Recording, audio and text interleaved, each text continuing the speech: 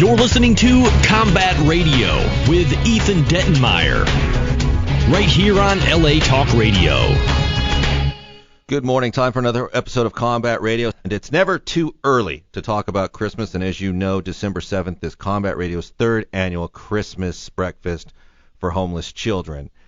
We're going to do 400 kids this year at least. You know, we've never said no, so it could turn into 600, 700. And it's a huge event for us, and it's something that we encourage you to get involved with.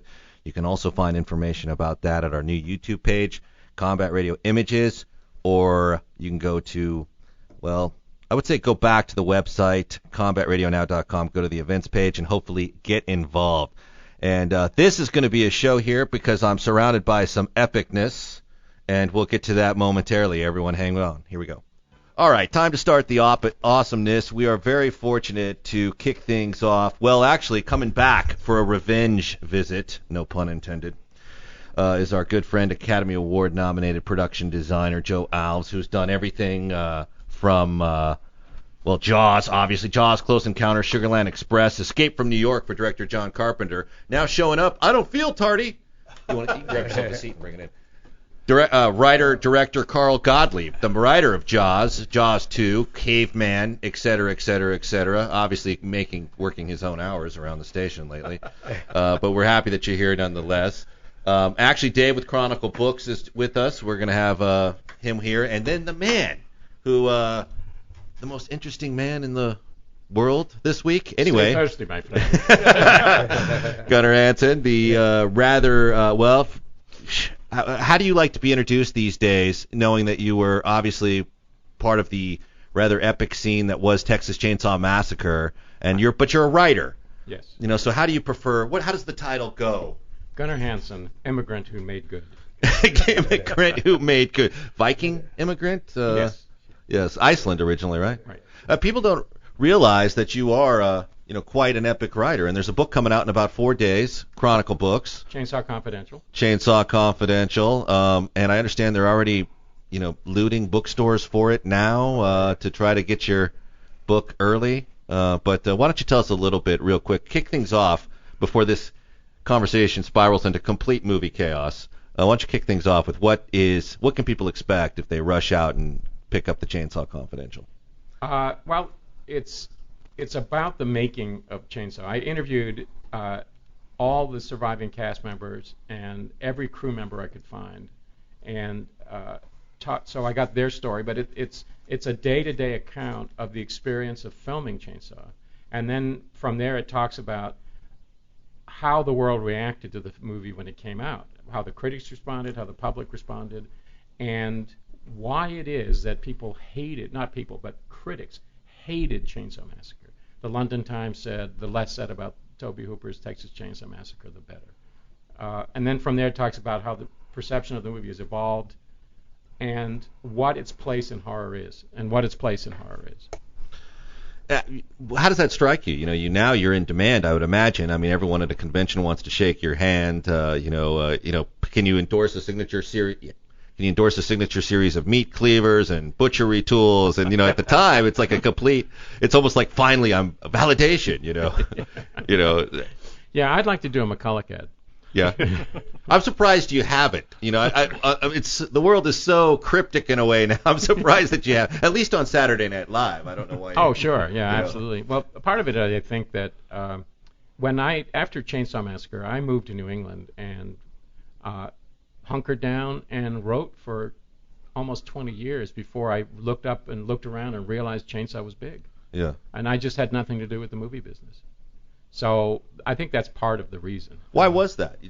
Was it just because the overall experience was kind of like, screw this, man? Well, I liked working on Chainsaw, but I did another picture right after that I never got paid for. Chainsaw 2? No. I wish.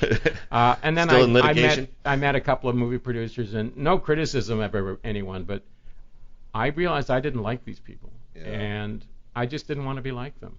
And I'd also decided that I really wanted to write. That was always what I was intended to do, and I thought if I have to make that choice, I'd rather struggle and do what I have to do. I rode the garbage truck to pay the bills.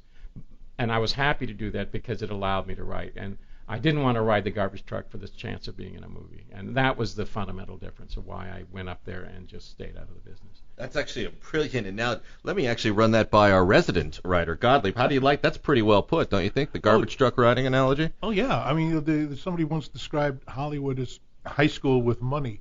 You know. What was Hunter S. Thompson's analogy? It's like a loathsome money pit of doom, or where the best go screaming down the halls. I mean, it's a wonderful quote. It's too long. You have to carry it written down. I know it is too long, but it's very appropriate. I'm thinking of carrying it as a card, but no, I empathize completely. There are two kinds of writer. There's compulsive writers who have to write. And then there's writers like me. I'm a deadline writer. If I didn't get paid, I wouldn't write. Caveman 2, where is it, buddy? That kind of stuff?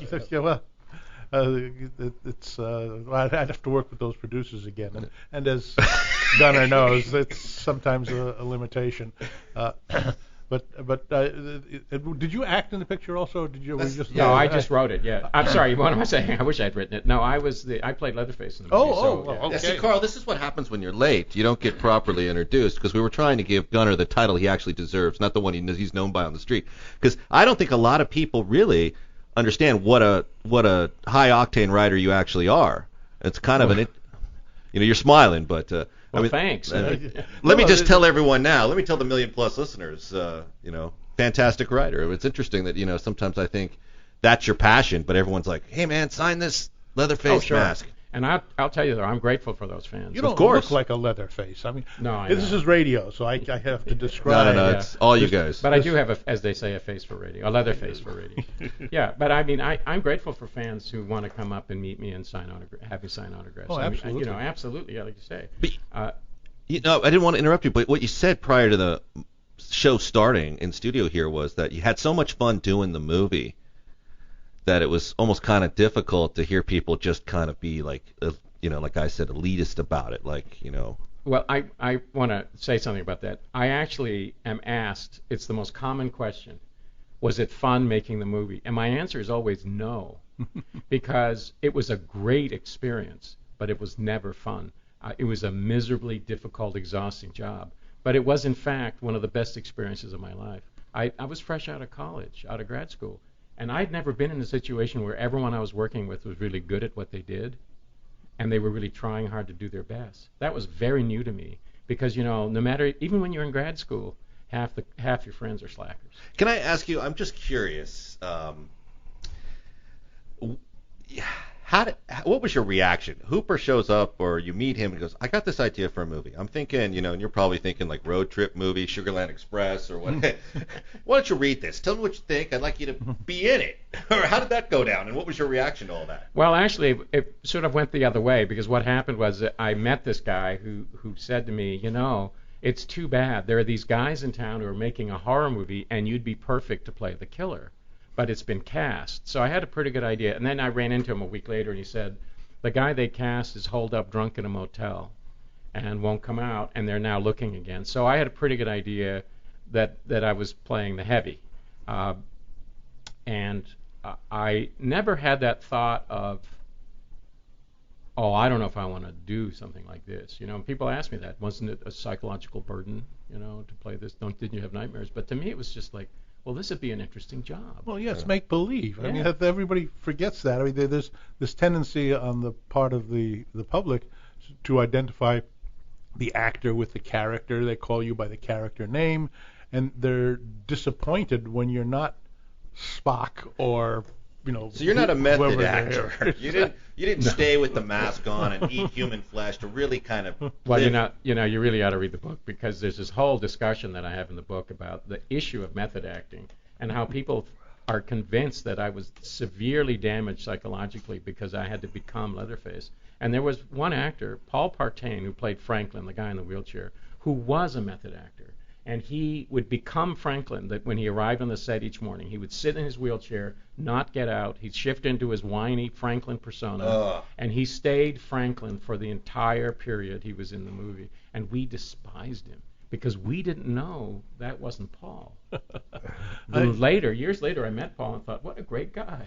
I have a friend of mine, a character actor named Larry Hankin, who plays homeless people and winos and crazies. But you said he was an actor. What does he really do? I mean, all right, go ahead. He's over the years, he's had experiences where he's worked with a well-known director-producer who shunned him afterwards. When he finished the part, they'd go to the wrap party and they'd thank him, and then he'd run across these people in social worlds. Hollywood's a relatively small town. He'd run into them, and after a while, the producer or director would say, "Oh my God, you're an actor. You're not really an LSD burnout street person." He said, "I thought they just got a guy off of Skid Row and kind of cleaned him up and brought him onto the set." And Larry said, "Well, thank you. I guess. Yes, thank you." And you kind of live with that persona for a long time, and in some cases, if you're if you're Captain Kirk, the two blend and you become that guy. What are you saying about Shatner there, Gottlieb? Are you telling me that he walks around as Kirk? I'm saying he's very important. He's more important to Bill. Yes, I think. And it must be very tempting to fall into that. Well, of course, when the world plays along, everybody's happy. Oh, he is like that. That justifies my belief that all actors are their characters. Yeah. Well, you'd be amazed at the number of people I meet who are really disappointed that I'm not like Leatherface. Yeah. You tell them that if that's unsettling to hear. The outfit on, you will get properly bloodthirsty and crush their bones. Well, it's we had talked earlier how when I was over at Warner Brothers, I tried to get Daniel Pearl on a movie. Did you talk to him about this book? Did he? Oh, yes. And what did he was really interesting to talk to. Our meeting actually, production-wise, took place over coffee, which is always great because then you really get the we're not trying to come together on a job conversation. You get this, hey, can we just kind of click, and almost on a socially. So what did he have to contribute to the book? You want to without giving too much away to the readers? Well, I think the great thing about interviewing him was, like everyone I interviewed, they really wanted to talk about the movie, and he certainly did. And the best thing was he talked about the technical issues of shooting this movie. He talked about the problems and challenges they had. They shot film because they shot it on 16, and they were really worried about grain. They shot it on the slowest positive color film they could get because they were worried about blowing it up. And as a result, it was basically shot this movie in Kodachrome. And the stories he had about the issues of that, that's a lot of lighting. Yes, well, and the problem was he said we had 4 lights. We had 2 5Ks and 1 10K. And he said I thought I'd never used that much light. I thought I could burn down a city with that. That's the way he said it. But of course the problem was, as the production manager said later to me, he said, and you look at the movie at night, every shot is 2 to 3 f-stops underexposed. And he said luckily it worked.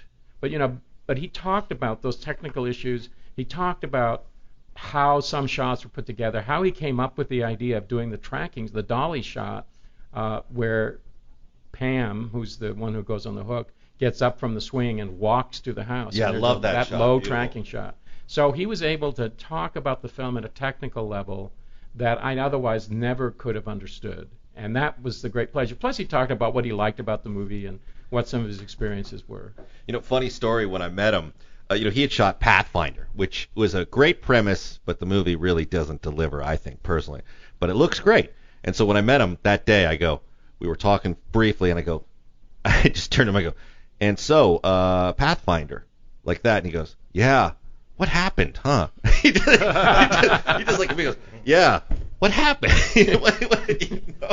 Just so real. But let's go back in time for a minute, okay? You're off in Texas. They say, okay, here's your mask and run around with a chainsaw. Mm-hmm. Okay, no production insurance issue there, right? I'm guessing, right?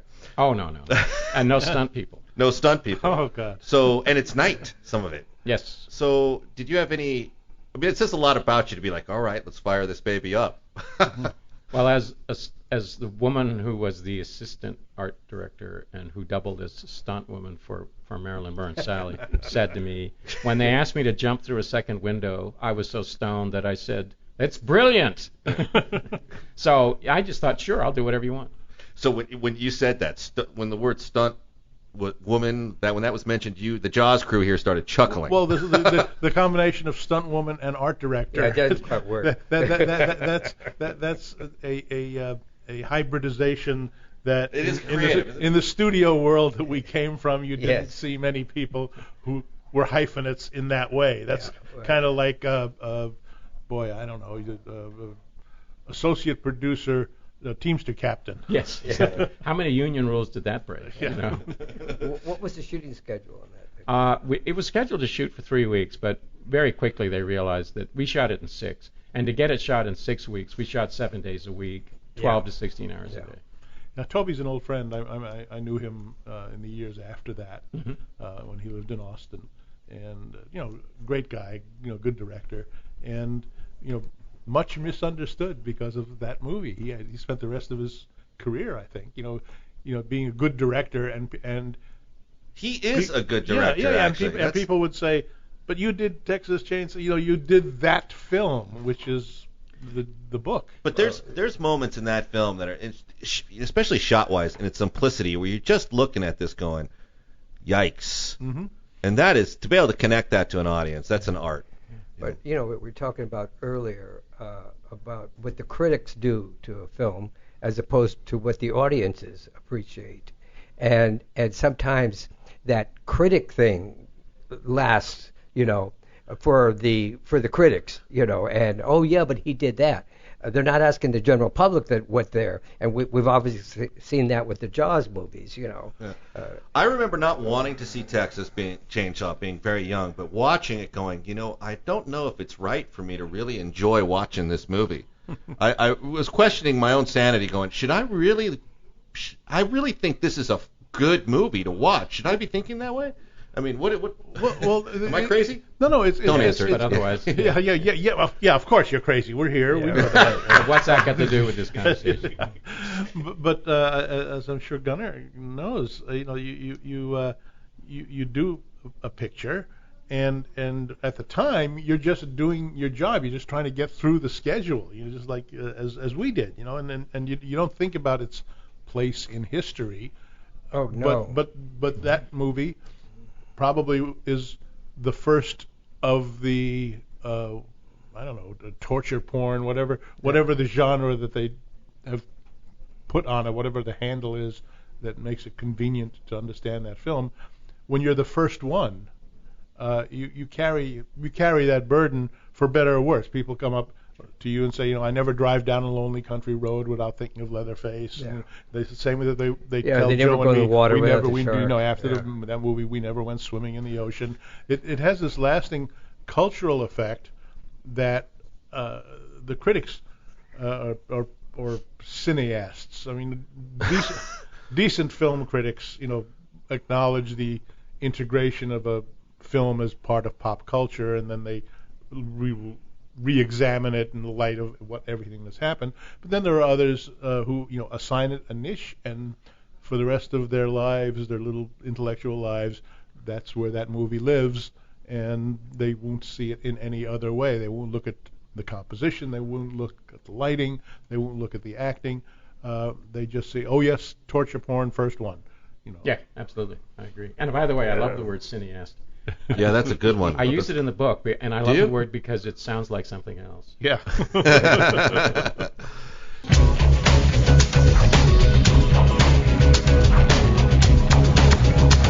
You're listening to Combat Radio with Ethan Dettenmeyer, right here on LA Talk Radio.